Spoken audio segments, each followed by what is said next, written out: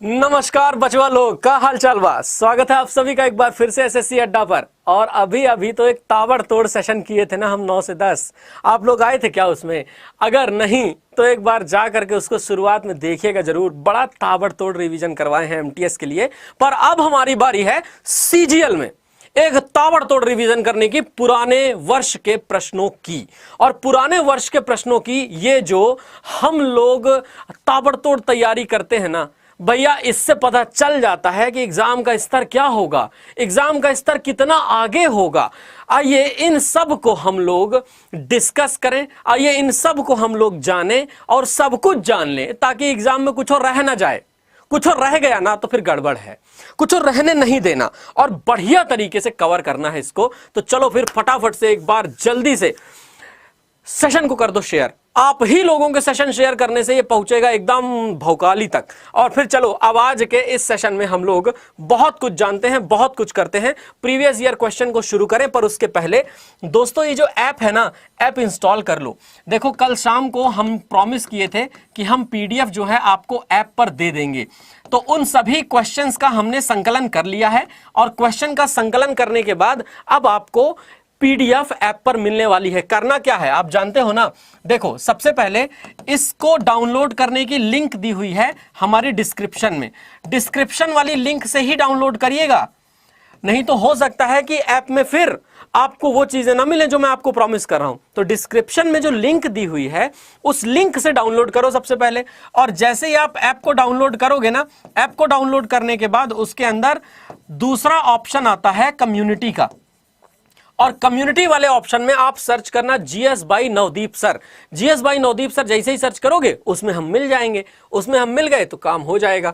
तो चलिए दोस्तों, एक बात तो तय है कि आप लोग यहां से बढ़िया काम कर सकते हैं। जीवन का सबसे बड़ा कंटक का नाम है करंट अफेयर्स। इस करंट अफेयर्स को हल करने का सबसे बढ़िया तरीका हम देते हैं। बाबू एक बात याद रखना, यहां पर जैसे हमने कहा कि भैया 24 अप्रैल 25 अप्रैल, अब ये जो भी डेट है इस डेट के 10-12 करंट अफेयर्स यहां इसे लिख लीजिए और इस 10-12 करंट अफेयर्स की प्रैक्टिस करते रहिएगा।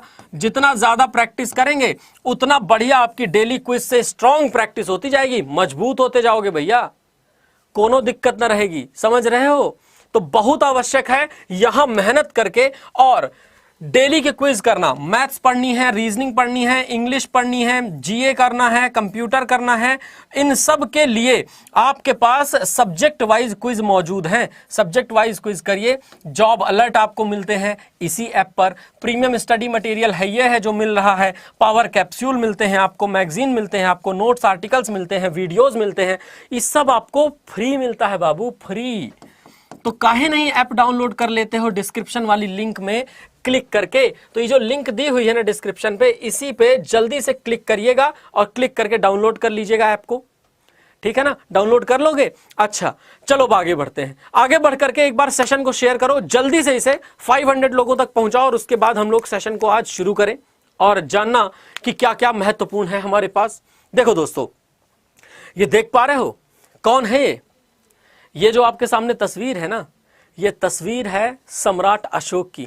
और ये जो आपके पीछे तस्वीर है ना, ये तस्वीर है सांची के स्तूप की। सांची के स्तूप का निर्माण अशोक के काल में किया गया था। और अब इसी पे हम एक प्रश्न पूछेंगे आपको। फटाफट एक बढ़िया सा प्रश्न पूछेंगे और बढ़िया प्रश्न का उत्तर देना पड़ेगा आपको। जल्दी बताओ भाई, मौर्य प्रशासन के तहत सीता अध्यक्ष किसके प्रभारी अधिकारी हुआ करते थे? हरम के, सीमा शुल्क के, खदान के या कृषि के? जल्दी बताओ। मौर्य प्रशासन के तहत जो सीताध्यक्ष हुआ करते थे, ये सीताध्यक्ष किसके प्रभारी अधिकारी थे? अब देखो एक बात तो तय है कि मौर्य प्रशासन की अगर हम लोग बात करते हैं तो मौर्य प्रशासन में ही सबसे पहले शिलालेख लिखवाने की परंपरा शुरू हुई थी। शिलालेख का मतलब होता है कि वहां पर इन लोगों ने ध्यान देना शुरू किया और ध्यान दे करके जो पत्थरों पर अभिलेख लिखवाया, वो पत्थरों पर लिखा हुआ अभिलेख आज भी हमारे पास मौजूद है। अच्छा, हरम जैसी उस समय पर कोई चीज होती नहीं थी क्योंकि हरम जो थी वो मुगलों के काल में आई थी। ठीक है, अब रही बात कस्टम, सीमा शुल्क की, खदान की, तो दोस्तों यहां पर सही उत्तर तो हो जाएगा आपका एग्रीकल्चर, कृषि वाला। लेकिन अगर इसको आप पढ़ोगे ना तो पढ़ने पर आपको समझ में आएगा कि कौन किसका अधिकारी हुआ करता था। जैसे सिताध्यक्ष की बात करो, सिताध्यक्ष तो एग्रीकल्चर के लिए। फिर उसके बाद देखो पण्याध्यक्ष, पण्याध्यक्ष क्या था? पण्याध्यक्ष था वाणिज्य व्यापार वाला। ठीक है, युक्त कौन होते थे? युक्त होते थे पटवारी, रेवेन्यू ऑफिसर। रेवेन्यू ऑफिसर कहने का मतलब कि जो व्यक्ति राजस्व अधिकारी होगा वो भी सबऑर्डिनेट यानी कि नीचे वाला राजस्व, तो वो कौन होगा? युक्त। प्रादेशिक कौन होते थे? प्रादेशिक होते थे तहसीलदार, चीफ रेवेन्यू ऑफिसर। ठीक है, स्थानिक कौन होते थे? स्थानिक होते थे head of local administration. Head of local administration का मतलब क्या होता था? हेड ऑफ लोकल एडमिनिस्ट्रेशन का मतलब कि ये लोग होते थे, ये नगर परिषद में मौजूद सेक्रेटरी लोग। और प्रादेशिक लोग जो हुआ करते थे ये होते थे कलेक्टर। राजुक लोग कौन थे? Revenue settlement officer. ठीक है, और देखो यहां पे समस्ताध्यक्ष, मार्केट का इंचार्ज। उसके बाद ये देखो कि पौथवाध्यक्ष, superintendent of weight and measure. नवाध्यक्ष, नवाध्यक्ष कौन था? नवाध्यक्ष हुआ करता था शिप का सुप्रिटेंडेंट। और शुल्काध्यक्ष भी हुआ करता था। शुल्काध्यक्ष वो था जो शुल्क लिया करता था, टोल टैक्स लिया करता था। देख रहे हो ना बाबू, इतना बढ़िया एडमिनिस्ट्रेशन हुआ करता था उस समय पर। तो ये हमारे ख्याल से आपको काफी मदद करता है, इतनी जानकारी जो हम आपको एक्स्ट्रा दे दिया करते हैं। भारत में सबसे पुरानी जीवित रॉक कट गुफाएं, बराबर गुफाएं, निम्नलिखित में से किस काल की हैं? कॉल लिखा हुआ है, कॉल नहीं, कौन से काल की हैं? किस समय काल की? चोल वंश के, गुप्त वंश के, मौर्य वंश के, चेर वंश के, किस वंश के? देखो यहां पर ध्यान देना शुरू करो।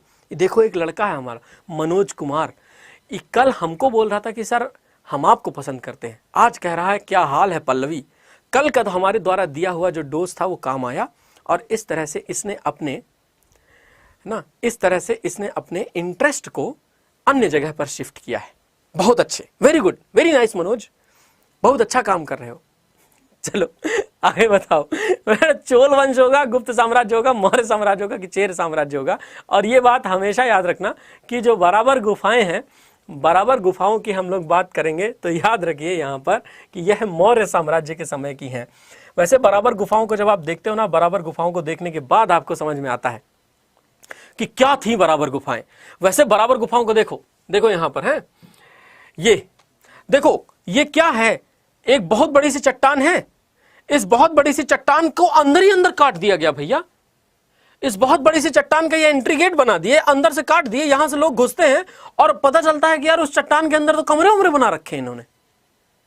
ऐसे मंदिरों में मूर्तिकला आप देखिए, ये मौर्य प्रशासन की है, फिर भी शिवलिंग आपको दिख रहा है, दिख रहा है ना शिवलिंग। यहां पर भगवान शिव और मां पार्वती दिख रहे हैं आपको।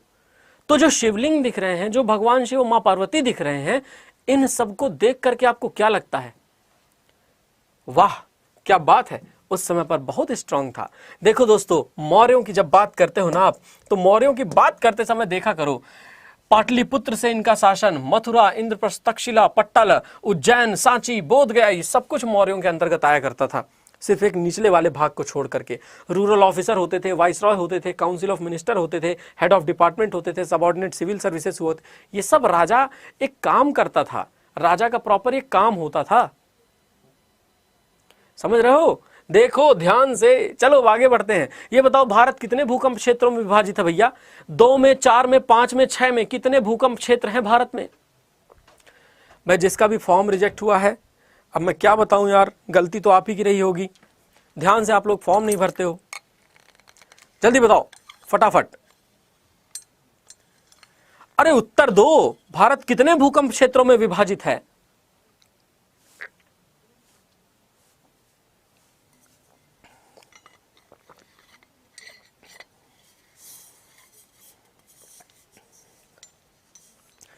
कितना भूकंप क्षेत्र में बटा हुआ है भारत? हाँ, तो ये तो आप लोगों को पता ही है कि भारत जो है वह 4 भूकंप क्षेत्रों में विभाजित है।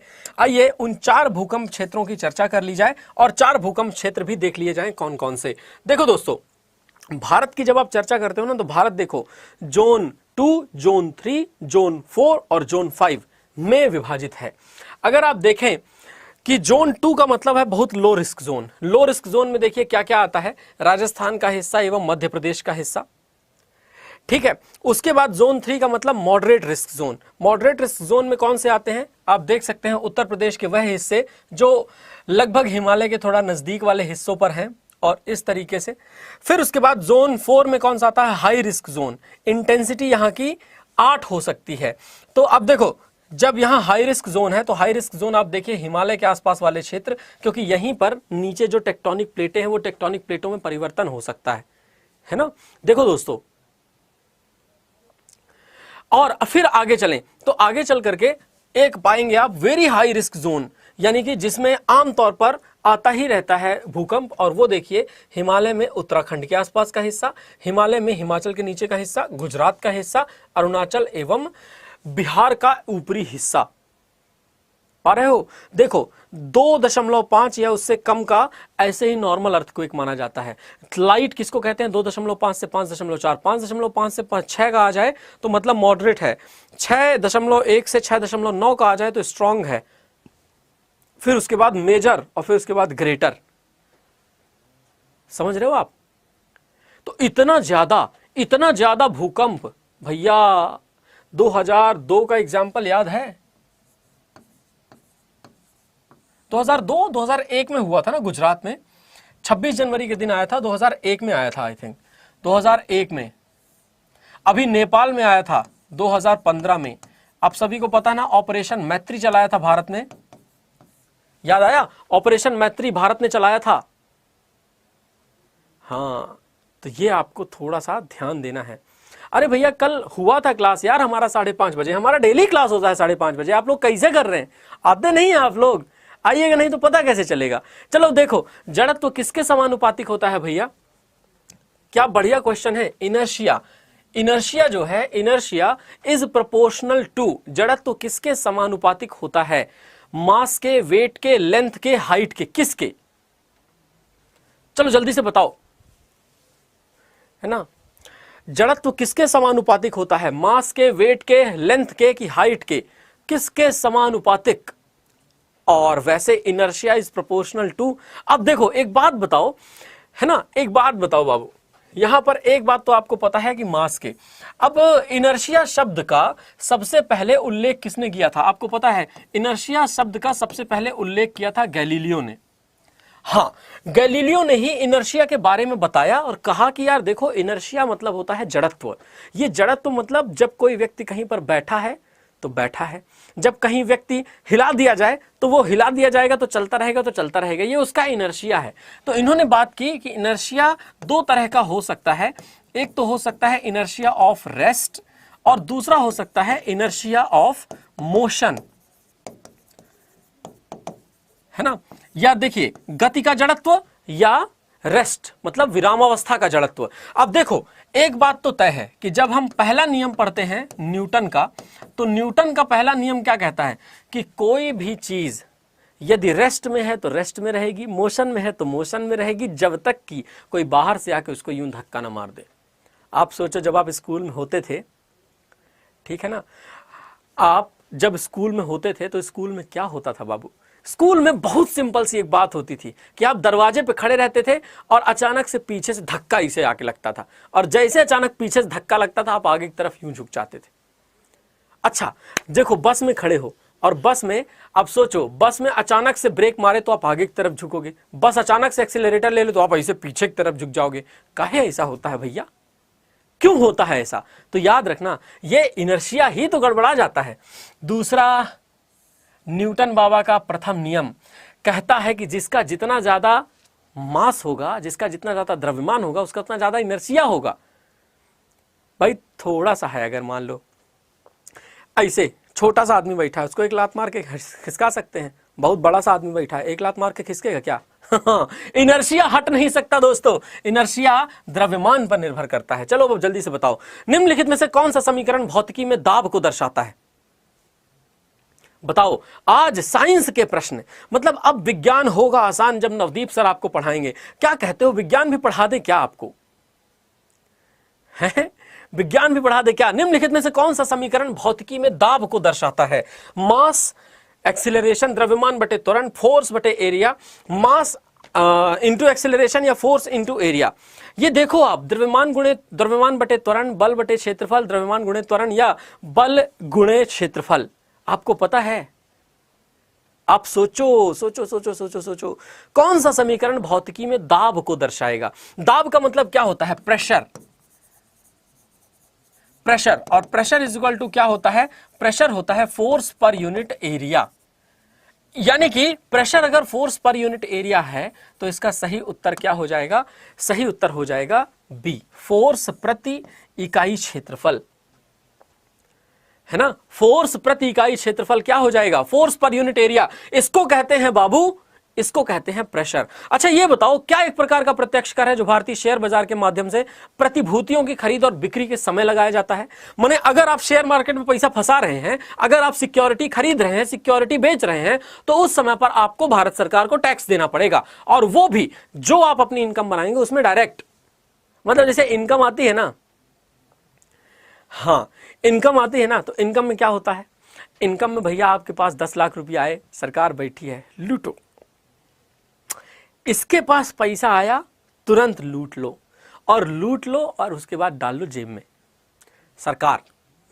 चलो, क्या है एक प्रकार का प्रत्यक्ष कर भैया जो शेयर बाजार के माध्यम से कभी भी आप कोई सिक्योरिटी खरीदते हो, बेचते हो, तो उस टाइम पे लगता है?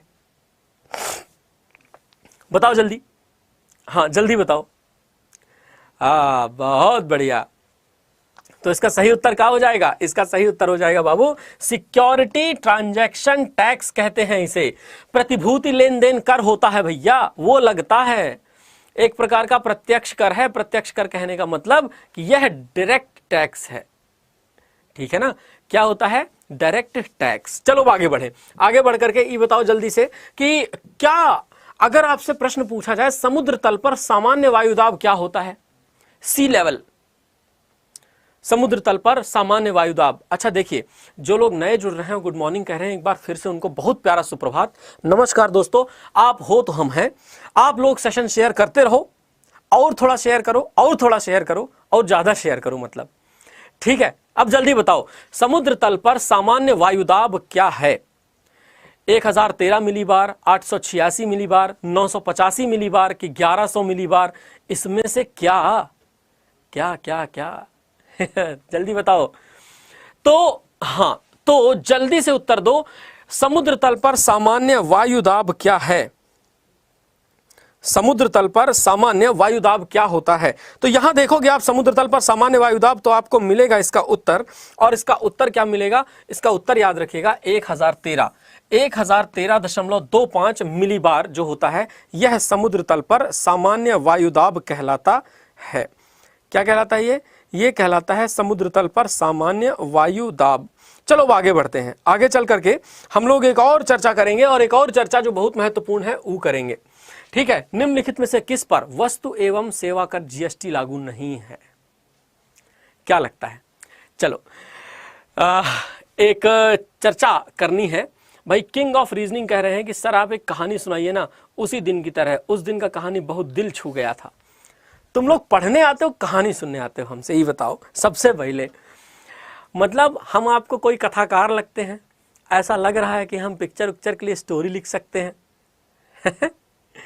तो कौन सी वाली कहानी की चर्चा कर रहे हो पहले तो ये बताओ, फिर उसी संबंधित कोई कहानी होगी तो हम जरूर बताएंगे। कुछ लोग कह रहे हैं ऑटोमोबाइल में जीएसटी नहीं लगता। कैसी बात करते हो यार, ऑटोमोबाइल में जीएसटी लगता है, सैलून की सेवाओं में जीएसटी लगता है। अब आप भले ही नौवा को मत दो कि जो आपके बाल काट रहा है वो बाल काटने वाले कारीगर को आपने दिया ही नहीं जीएसटी, ठीक? जीएसटी तो हालांकि खैर उसने आपको बिल नहीं दिया, इसलिए नहीं तो जीएसटी लगता उस पर, सरकार लेती। रेस्टोरेंट की सेवाओं पर 5% जीएसटी लग ही न रहा है, तो क्या है ये? देखो बिल्कुल सही, अल्कोहल। अल्कोहल पर जीएसटी नहीं लगता। अल्कोहल ना, अल्कोहल एक अलग तरह की चीज है। मतलब वैसे तो अलग तरह की चीज है ही, आप सभी लोग जानते हो, है ना? अल्कोहल के बारे में भैया ज्यादा ध्यान नहीं देना। लेकिन एक बात बताएं आपको, अल्कोहल का ठेका होता है, इसीलिए ठेका मतलब इसका कॉन्ट्रैक्ट होता है, और इसके कॉन्ट्रैक्ट में लोग बोली लगाते हैं। फिर बोली लगाने के बाद वो अलॉटमेंट होता है, वो अलॉटमेंट मिलता है। तो अलॉटमेंट होना, फिर अलॉटमेंट मिलना, और ये प्रक्रिया होना, ये जीएसटी के अंतर्गत ना आने वाली चीज है, ठीक है? जीएसटी के अंतर्गत ना आने वाली चीज है शराब, जिसकी हम लोग बात कर रहे हैं। चलो आगे बढ़ते हैं, आगे चल करके एक और क्वेश्चन बताओ। भारत के केंद्रीय बजट में पहली बार लिंग बजट विवरण प्रस्तुत कब किया गया था? अब आप सोचो, पता है जैसे अगर मान लो हम बजट बनाए और बजट बनाने के बाद हमने क्या किया कि उसमें कुछ नारी सशक्तिकरण के लिए, नारियों के विकास के लिए, महिलाओं के विकास के लिए कोई अलग से 2-4 योजनाएं डाल दी, तो वो उतना हिस्सा जेंडर बजट कहलाता है, जिसको लिंग बजट कहते हैं। समझे ना? कहने का मतलब कि अगर इतना बड़ा बजट है और इतने बड़े बजट में हम एक छोटा सा हिस्सा महिला सशक्तिकरण और महिला कल्याण के लिए लिख रहे हैं, तो उस छोटे से हिस्से को हम जेंडर बजट मानते हैं। माने जेंडर बजट कोनो अलग तरह का बजट नहीं होता, बस हमारे बजट में एक छोटे से हिस्से में जहां महिलाओं के कल्याण की बात लिखी हो, वो जेंडर बजट कहलाता है। तो पहली बार कब शामिल किया गया था? बताओ बाबू, जल्दी बताओ, ये सब आप ही लोग बता सकते हो। भारत के केंद्रीय बजट में किस वर्ष में पहली बार लिंग बजट प्रस्तुत किया गया था? 2001 से 2, 2005 से 6, 2010 से 11 और 2007 से 8। बताओ बताओ, जल्दी बताओ। ठीक है, अरे भैया काहे लड़ते रहते हो कमेंट सेक्शन में तुम लोग हैं? कहाँ मिल जाता है तुम लोगों को? ये 2005 से 6 है। पहली बार जब बजट प्रस्तुत किया गया था, महिलाओं के लिए जेंडर बजट की अवधारणा 2005 से 6 में लाई गई थी। ठीक है सौरभ, क्या दिक्कत है भाई तुम्हारी, ये भी बताओ तुम। ठीक हाँ, और भैया देखो ऐसा है कि आप लोग बढ़िया कोई क्वेश्चन पूछा करिए। हालांकि हमको पता है यूट्यूब पर मज़े भी मारने के लिए बहुत सारे लोग आते हैं, उनको मिल रहा है कॉमेडी मसाला क्रक्स की नहीं, ये सब देखना पड़ता है बाबू, ध्यान देना पड़ता है। चलो आगे बढ़ते हैं। अच्छा कहाँ क्वेश्चन ही रह गया था क्या? अच्छा ठीक ठीक ठीक ठीक ठीक, बताओ जल्दी से, कौन सा क्षेत्र क्रस्ट और मेंटल दोनों को अलग करता है? जल्दी बताओ, कौन सा क्षेत्र है जो क्रस्ट और मेंटल दोनों को अलग करता है? इनमें से कौन सा क्षेत्र है जो क्रस्ट और मेंटल दोनों को अलग करता है? मोहो, स्ट्रेटोस्फीयर, लिथोस्फीयर या एस्थेनोस्फीयर? अब देखो देखो देखो देखो देखो देखो, ऐसे याद रखना, CMRGL, इसका मतलब होता है कोनराड, इसका मतलब होता है मोहो, इसका मतलब होता है रेपिटी, इसका मतलब होता है गटेनबर्ग, और इसका मतलब होता है लेहमन। ठीक है, मतलब Conrad discontinuity, Moho discontinuity, Repetti discontinuity, Gutenberg discontinuity और लेहमन डिसकंटिन्यूटी, ये 5 तरह की डिसकंटिन्यूटीज हैं। और ये 5 तरह की डिसकंटिन्यूटीज को अगर आप पाओगे तो यहां पाओगे इसे अपर क्रस्ट और लोअर क्रस्ट के बीच, यहां पाओगे इसे लोअर क्रस्ट और अपर मेंटल के बीच, यहां पाओगे इसे अपर मेंटल और लोअर मेंटल के बीच, यहां पाओगे इसे लोअर मेंटल और आउटर कोर के बीच, और यहां पाओगे इसे आउटर कोर और इनर कोर के बीच। समझ पा रहे हो बाबू? मने यहां पर एक बात तो आपको तय और ध्यान रखनी है, वो ये है कि मोहो आपका सही उत्तर है, परंतु देखिए जो हमारे पृथ्वी के अंदर की परतें हैं ना, इनको अलग अलग कोई ना कोई तो करता है, और ये जो अलग अलग कोई ना कोई करता है, उसमें से क्रस्ट और मेंटल को अलग करने वाले क्षेत्र का नाम क्या है? तो याद रखना, क्रस्ट और मेंटल को अलग करने वाले क्षेत्र का नाम देखो, उसका क्या नाम है? मोहो। काहे कि लोअर क्रस्ट और ऊपरी मेंटल को अलग करता है मोहो, मोहो डिसकंटिन्यूटी। चलो बढ़िया, आगे चलें और आगे चल करके नए प्रश्न की ओर बढ़ते हैं हम लोग। ये बताओ जल्दी से बाबू, इसका आंसर क्या होगा? भूकंप को मापने में उपयोग किए जाने वाले तीव्रता के पैमाने की सीमा क्या होती है? अब आप सोचे, भूकंप आया, और भूकंप कितने सारे क्षेत्रों में अलग अलग आया है? सोचिए कि जनरल स्टडीज में जब हम प्रश्न पढ़ना शुरू करते हैं और वो जियोग्राफी का प्रश्न आ जाए, ओहो, आनंद की अनुभूति, ठीक है ना, आनंद की अनुभूति होती है। और जब आनंद की अनुभूति होती है जियोग्राफी क्वेश्चन देख करके, लगता है यार भूकंप को मापने के लिए, अब देखो भूकंप क्या है, तो भूकंप तो भैया सीस्मोलॉजी का विषय है, आप सभी लोग जानते हो सीस्मोलॉजी। अच्छा, इसके अलावा 1 से लेकर के 12 तक मर्केली स्केल, तीव्रता के पैमाने की लिमिट कितनी है? 1 से लेकर के 12 तक की, ज्यादा तो है नहीं, 1 से लेकर के 12 तक तीव्रता के पैमाने की लिमिट है, याद रख लेना। चलो अब आगे बढ़े। आगे बढ़ के धरती चीजों को अपनी तरफ जिस बल से खींचती है उसको क्या कहते हैं? धरती चीजों को अपनी तरफ जिस बल से खींचती है, कुछ है ना ऐसे तत्व जो आपको भी अपने अंदर के मौजूद आकर्षण बल से अपनी तरफ खींचते हैं। कई बार ऐसा होता है कि हम जब छोटी क्लास में होते हैं तो आकर्षण बल कभी मैडम की तरफ से आ रहा होता है, आकर्षण बल कई बार क्लासमेट्स की तरफ से भी आ रहा होता है। मतलब कोई बड़ी बात थोड़ी है कि यदि किसी व्यक्ति के अंदर उसका सौंदर्य बहुत अच्छा हो तो वो आपको अपनी तरफ आकर्षित कर ले। नहीं हो सकता क्या? ये बताओ है? अब सबको लग रहा है कि हाँ सर बात तो सही है कि अगर आकर्षण बल किसी का मजबूत है तो स्वाभाविक है कि आकर्षित होना बनता भी है। तो थ्रस्ट है, एयर प्रेशर है, ग्रेविटी है कि रेजिस्टेंस है? देखो एक बात तो तय है कि इसका सही उत्तर क्या हो जाएगा? ग्रेविटेशन। भैया गुरुत्वाकर्षण, ये जो गुरुत्वाकर्षण होता है, गुरुत्वाकर्षण ही तो है जो किसी चीज को अपनी तरफ खींचता है। समझे ना? गुरुत्वाकर्षण ही है जो किसी चीज को अपनी तरफ खींचता है। तो धरती चीजों को जिस बल से अपनी तरफ खींचे, वो जिस बल से अपनी तरफ खींचती है उसे कहते हैं गुरुत्वाकर्षण। बहुत खींचा है। देखो सबको अपने अपने बल याद आ गए कि कौन सा बल हमको खींचा था अपनी तरफ। हो सकता है कुछ लोग ऐसे भी हों जो अभी भी बल से खींचे हुए हों, मतलब बल का प्रभाव उन पर हो। जैसे पता है कि हमसे एक दिन पूछा जा रहा था, भाई शादीशुदा होने के बाद आपसे एक्सपीरियंस पूछा जाता है ना कि अनुभव कैसा है आपका। तो हमने कहा देखो पहले हम ऐसा कागज का एक टुकड़ा थे जिस कागज के टुकड़े को आप यूं हवा में फेंक दो तो वह ऐसे बढ़िया ग्लाइड करके उड़ेगा, या कागज के टुकड़े का चाहो तो एरोप्लेन बना करके यूं फेंक दो, मस्त आराम से यूं उड़ता हुआ जाएगा। अभी हम ऐसा कागज का टुकड़ा है जिसके ऊपर पेपर वेट रखा हुआ है। अभी हम उड़ सकते हैं नहीं, फड़फड़ा सकते हैं, फड़फड़ाएंगे पर उड़ नहीं पाएंगे। आप समझ रहे हो? तो चलो तो ये बात आपको याद रखनी है कि ग्रेविटेशन जो है वो बहुत जरूरी है जीवन में। आगे बढ़े, आगे चल करके ये बताओ जल्दी, कौन सा उपकरण भूकंप के दौरान सतह पर आने वाली तरंगों को दर्ज करता है भैया? अभी अभी एक प्रश्न पूछे। अब देखो फैंटेसी अमन है यहाँ पर, एसएससी के सिलेक्शन पोस्ट में करंट अफेयर्स आते हैं, थोड़ा बहुत पूछा जाएगा, 6 महीने का कम से कम पढ़ के रखा करिए। चलो अब जल्दी बताओ, बायरोग्राफ है, सीस्मोग्राफ है, मैनोमीटर है, क्रोनोमीटर है? क्या उत्तर हो जाएगा इसका? तो उपकरण भूकंप के दौरान सतह पर आने वाली तरंगों को दर्ज करने वाला सीस्मोग्राफ कहलाता है। बहुत सही।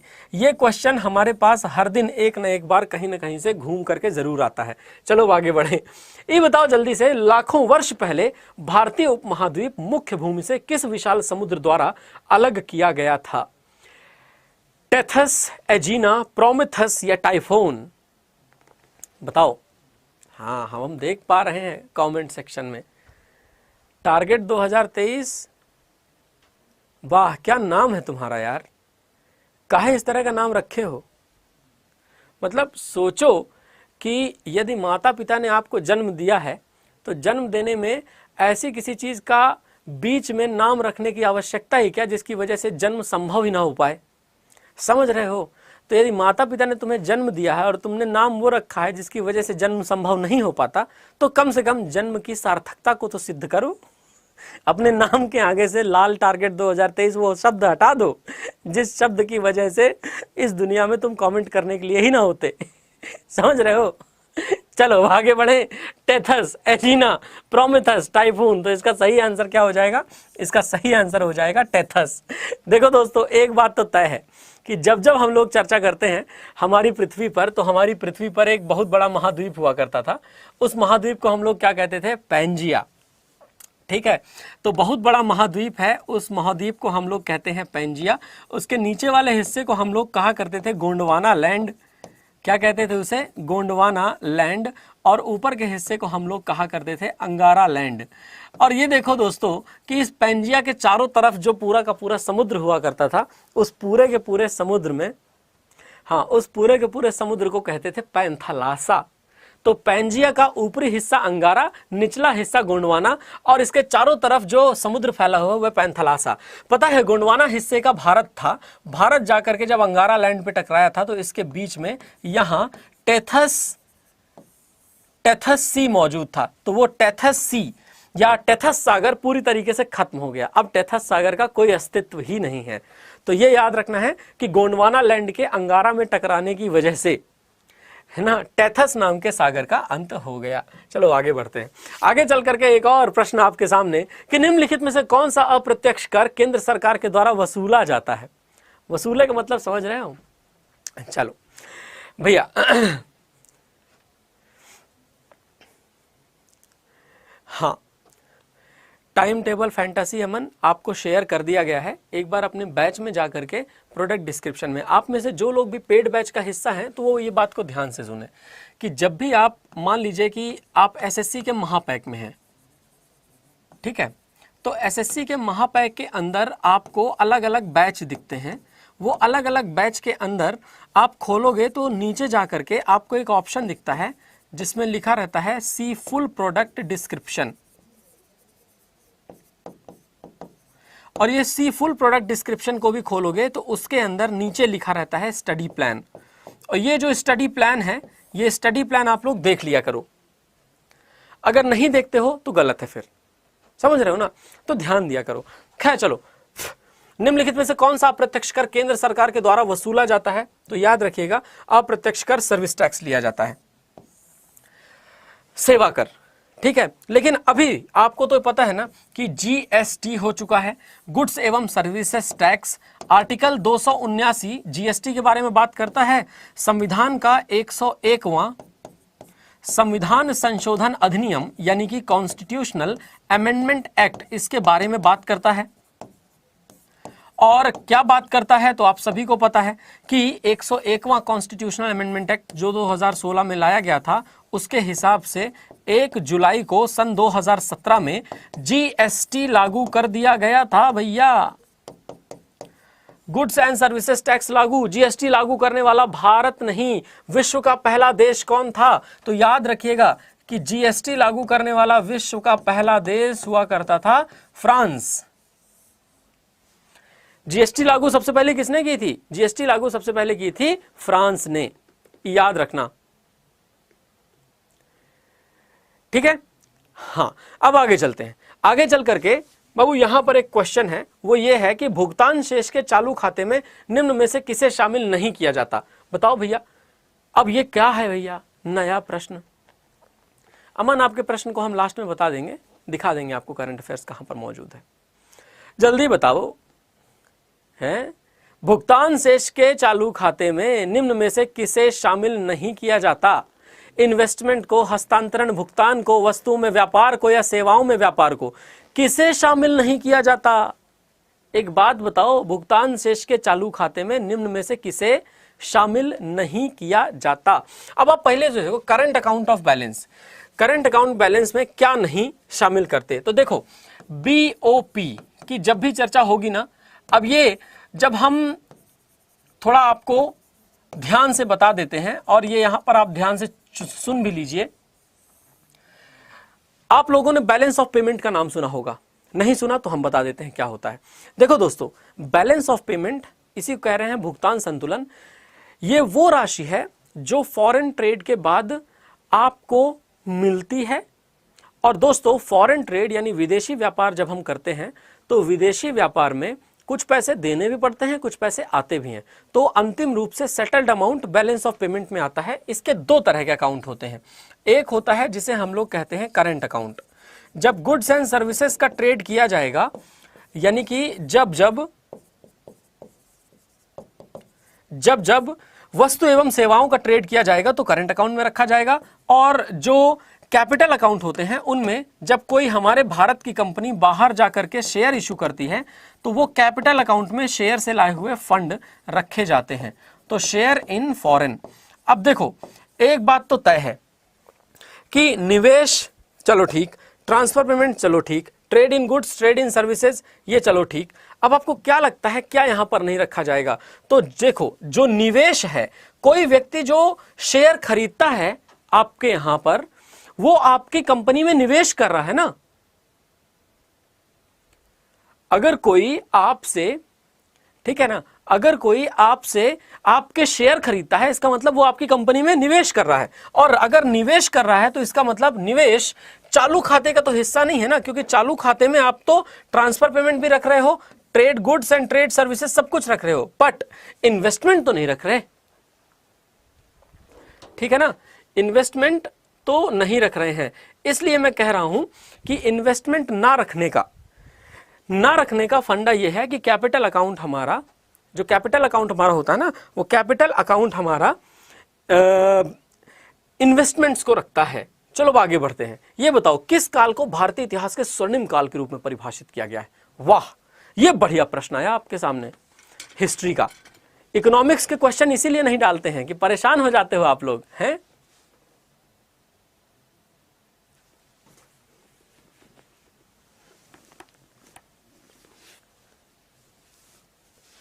जल्दी बताओ। अरे मनोजबा की टेंशन मत लो, उसको तारों के शहर में भेज दिया गया है। और कोई है नेता? हमें बताए कमेंट सेक्शन में किसको करनी है बदतमीजी। चलो तो गुप्त काल को देखो दोस्तों, भारतीय इतिहास के स्वर्णिम काल के रूप में किसे जाना जाता है? तो भारतीय इतिहास के स्वर्णिम काल के रूप में जाना जाता है गुप्त काल को। आप लोगों ने गुप्त काल के बारे में पढ़ाई की है, आप लोगों ने जो कुछ भी गुप्त काल के बारे में पढ़ा है वो गुप्त काल कमाल है। लगभग 240 ईस्वी में इसकी स्थापना हुई और 550 ईस्वी तक इसने शासन किया। गुप्त काल बहुत ही मजबूत शासनकाल माना जाता है और इसके मजबूत राजाओं ने, चंद्रगुप्त प्रथम, समुद्रगुप्त, चंद्रगुप्त द्वितीय, कुमारगुप्त, स्कंदगुप्त जैसे राजाओं ने भारत के इतिहास के स्वर्णिम काल के रूप में इसे दर्ज करवाया है। दोस्तों याद रखना है आपको, ठीक है ना, इसे याद रखना है आपको। चलो आगे चल करके एक और क्वेश्चन है, उस क्वेश्चन का आंसर करो यार। भैया यहां पर क्या लगता है आपको? गुप्त वंश का अंतिम स्वीकृत शासक। स्वीकृत शासक का मतलब कि जिसको लोग मानते थे कि यह शासक है, उसके बाद तो ऐसा हुआ कि लोगों ने मानना ही बंद कर दिया कि यह शासक है, ठीक है ना, लोगों ने मानना ही बंद कर दिया कि हाँ यह अब शासक है।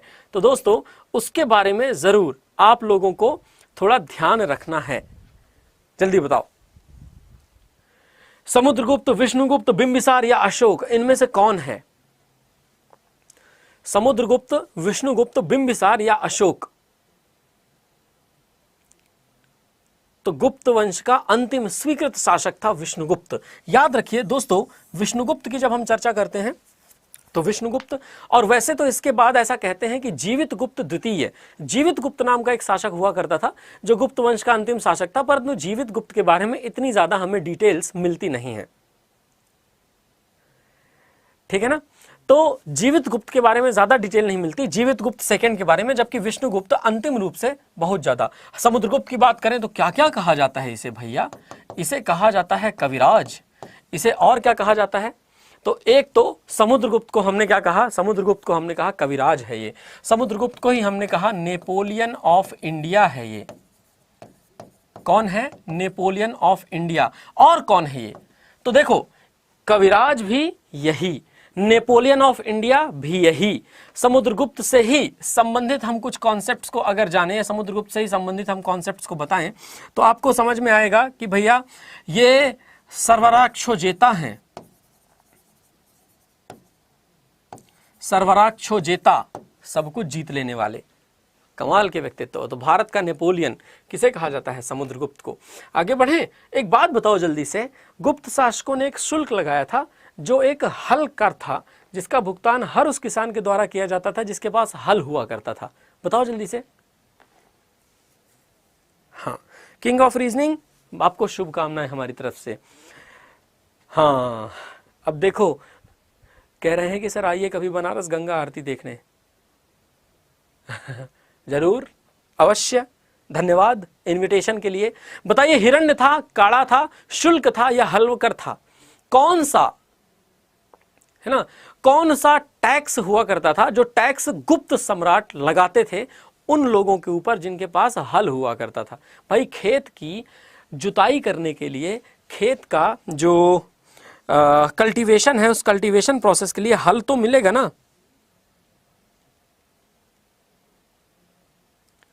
हाँ, तो बस वही महत्वपूर्ण है। अब बताओ जल्दी।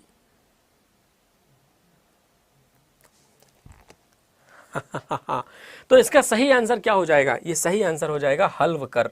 तो ये पॉइंट आपको याद रखना है। आगे चलते हैं। आगे चल करके हम लोग एक और प्रश्न पर, तीसरी शताब्दी में वाकाटक वंश का संस्थापक कौन हुआ करता था?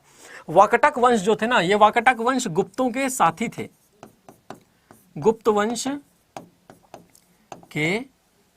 गुप्त वंश के साथी, मतलब ये ऐसा नहीं है गुप्त वंश से लड़ाई किए हों, इन्होंने गुप्त वंश के साथ में ही रह करके शासन किया है। तो बताओ जल्दी से, है ना, जल्दी से बताओ कि भैया क्या होगा? नागभट्ट, विंध्य शक्ति, प्रवरसेन या रुद्रसेन?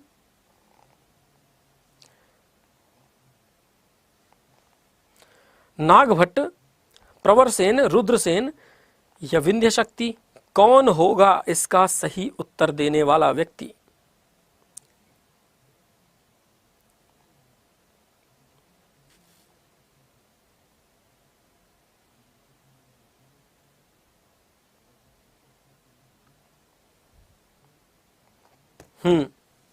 बहुत अच्छे। तो इसका मतलब क्या है? इसका मतलब है वाकाटक वंश जो है, वाकाटक वंश विंध्य शक्ति, ये एक राजा, पता है आपको इसका नाम जो लिया गया है, इसका नाम लिया गया है विंध्य पर्वत से, और विंध्य पर्वत से इसका नाम विंध्य शक्ति रखा गया। तो ये विंध्य शक्ति जो है, ये तीसरी शताब्दी में वाकाटक वंश का एक संस्थापक था, और वाकाटक वंश का ही एक राजा हुआ करता था रुद्रसेन।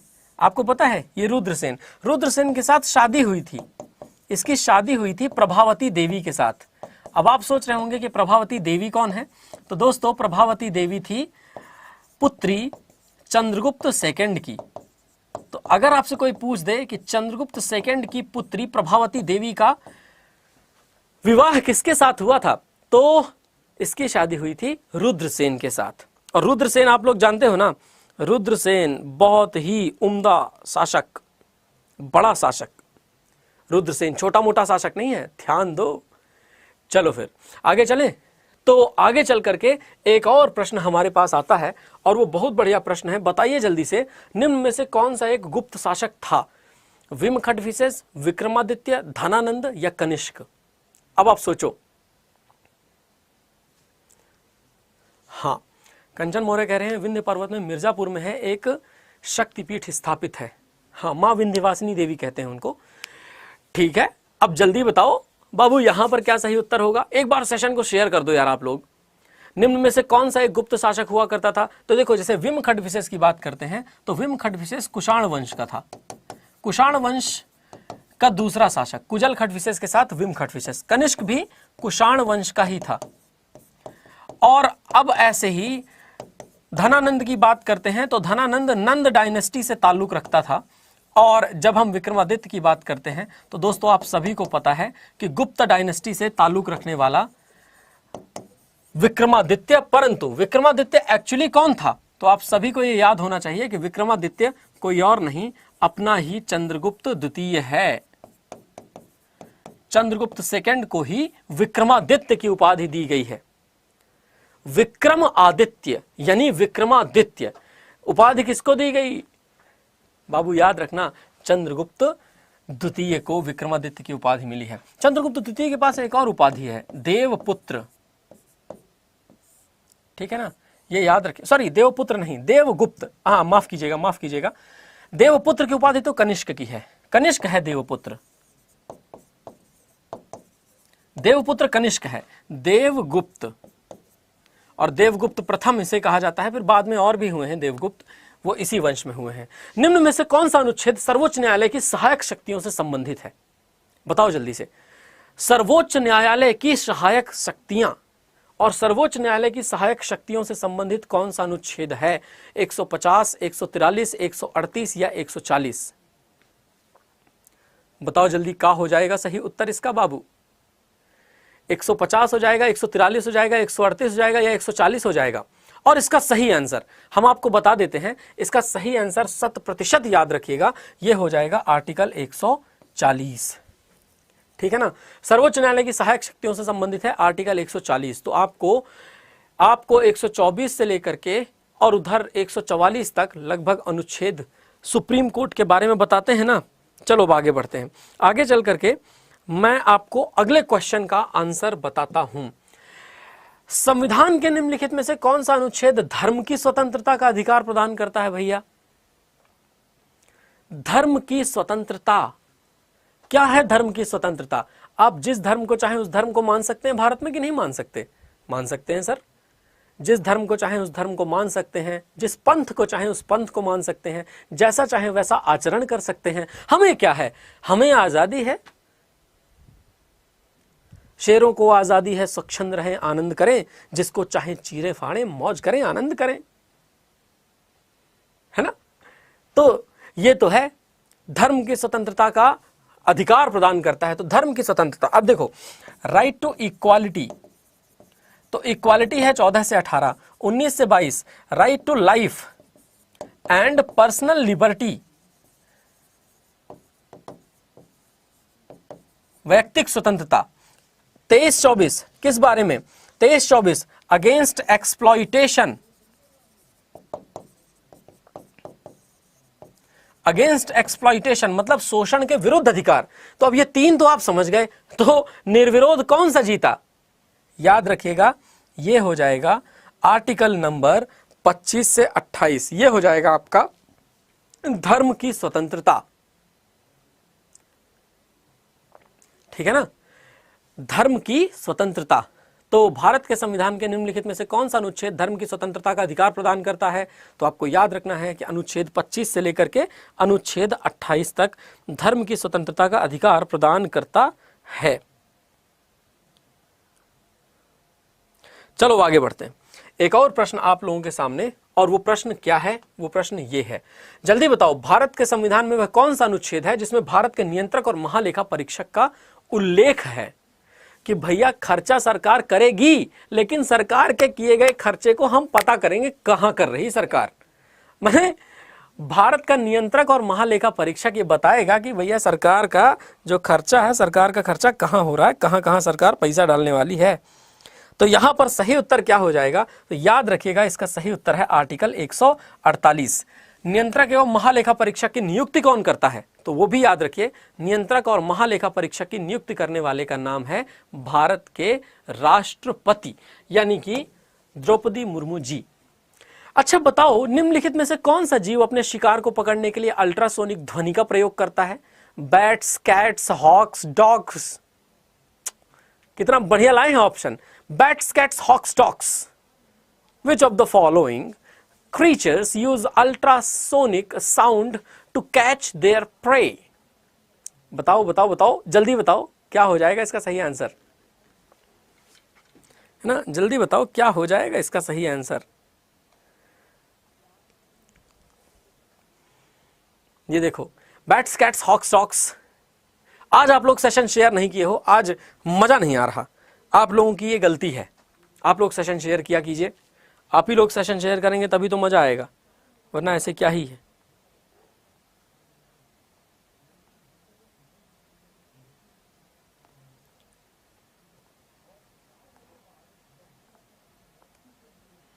चलिए चलिए चलिए, तो इसका सही आंसर क्या हो जाएगा? देखो एक बात याद रखना कि जो बैट्स होते हैं ना, बैट्स आपस में कम्युनिकेट करते हैं, तो आपस में कम्युनिकेट करने के लिए 100 मेगाहर्ट्ज की फ्रीक्वेंसी का उपयोग करते हैं।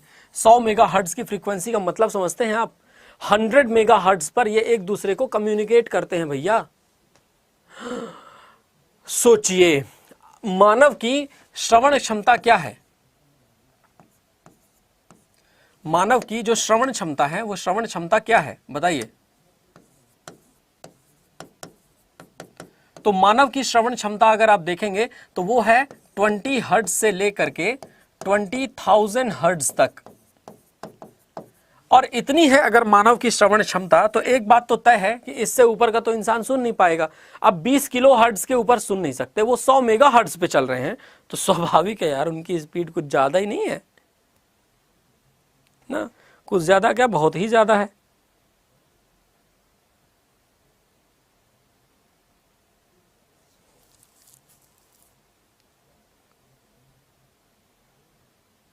चलो, तो इसका सही आंसर क्या हो जाएगा, याद रखिए, वेरी गुड, इसका सही आंसर बैट्स। अच्छा एक बात बताओ, ध्वनि किस में यात्रा नहीं कर सकती? Sound can not travel through vacuum, soil, water, fire, कहां से यात्रा नहीं कर सकती है ध्वनि? जल्दी बताओ यार एक बार, है फटाफट उत्तर दीजिए इसका कि ध्वनि, sound can not travel through, ध्वनि यात्रा नहीं कर सकती वैक्यूम से, सॉइल से, वाटर से या फायर से, कहां से ध्वनि यात्रा नहीं कर सकती? और अब आपको बताना है कि वैक्यूम से, सॉइल से, वाटर से या फायर से, और इसका सही उत्तर क्या हो जाएगा पता है आपको? वैक्यूम से नहीं कर सकती यात्रा भैया। Sound can not travel through vacuum, और साउंड अगर वैक्यूम से नहीं यात्रा कर सकती, इसका मतलब क्या है? साउंड एक तरीके की लॉन्गिट्यूडनल वेव है।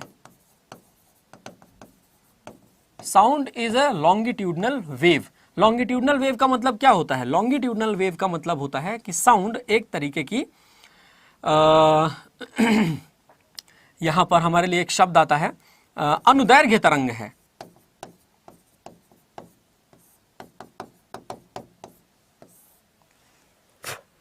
साउंड क्या है? साउंड अनुदैर्घ्य तरंग है। तो साउंड वैक्यूम से यात्रा नहीं कर सकती। चलो दोस्तों देखो, इसीलिए मैं कह रहा हूं आपको यात्रा करनी है ना, तो यात्रा करने के लिए आपको एक मीडियम की आवश्यकता है। मैं आप सभी लोगों को यही कहता हूं, और ये जो माध्यम है, ये माध्यम हम आज से ही लेकर के आ गए हैं आपके लिए।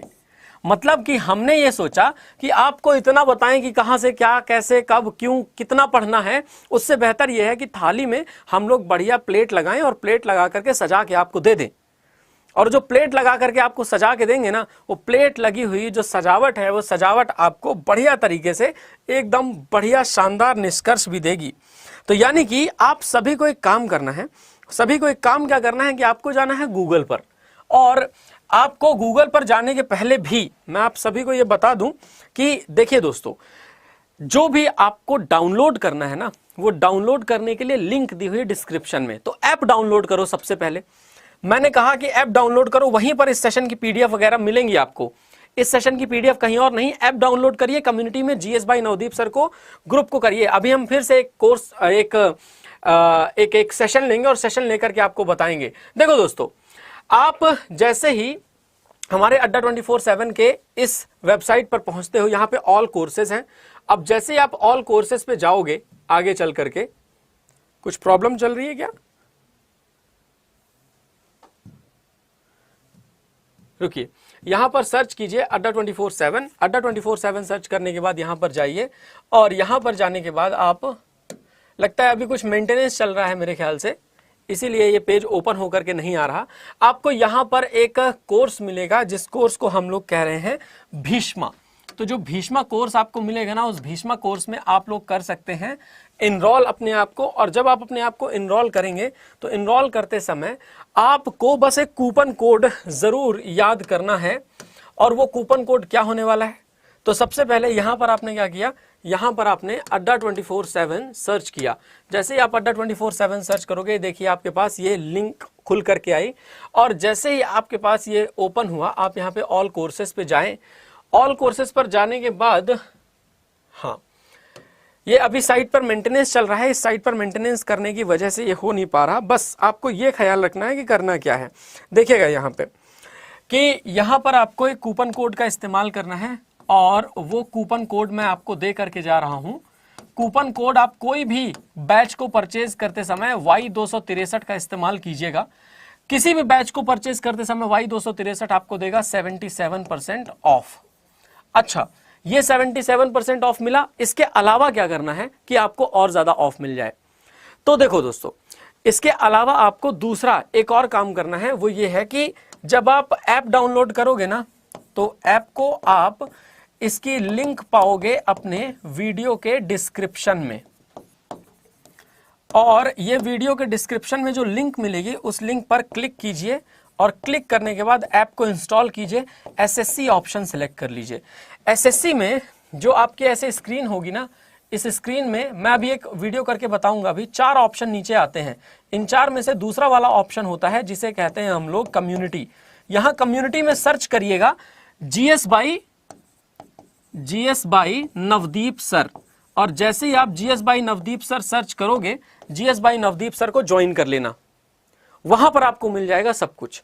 देखो अभी ऐप की वेबसाइट नहीं चल रही, अमन इसलिए बता नहीं पा रहे आपको टाइम टेबल में करंट अफेयर्स। टाइम टेबल को ओपन करिए, भीष्मा 1 भीष्मा 2 जो भी बैच है उसमें करंट अफेयर्स आपको लास्ट में मिलेंगे। करंट अफेयर्स आपको अभी से नहीं मिलेंगे, वो जुलाई में आपको मिलेंगे। उसकी जो 5-10 क्लासेस हैं, वो क्लासेस आपको करंट अफेयर्स की गगनदीप सर की मिलेंगी, तो आप उसको स्क्रॉल करके नीचे देखिएगा, ठीक है। हाँ, तो देखो दोस्तों, मेहनत किए रहो और मेहनत करते रहो, हमारे यहाँ क्लासेस भी करते रहो। अगर आप नहीं पेड कोर्सेज में इनरोल कर पाते हैं अपने आप को, तो भी यूट्यूब पर क्लासेस करते रहिए। यूट्यूब की क्लासेस भी बहुत फायदेमंद हैं। तो देखिए दोस्तों, एक तरफ तो संरचनात्मक पढ़ाई है ही, पर इसका मतलब ये नहीं कि वाईटी क्लासेस फायदेमंद नहीं है। पढ़ाई करिए, मेहनत करिए, और वाईटी क्लासेस डेफिनेटली आपको सिलेक्शन देंगे। तो चलिए फिर मुलाकात करते हैं। धन्यवाद, जय हिंद।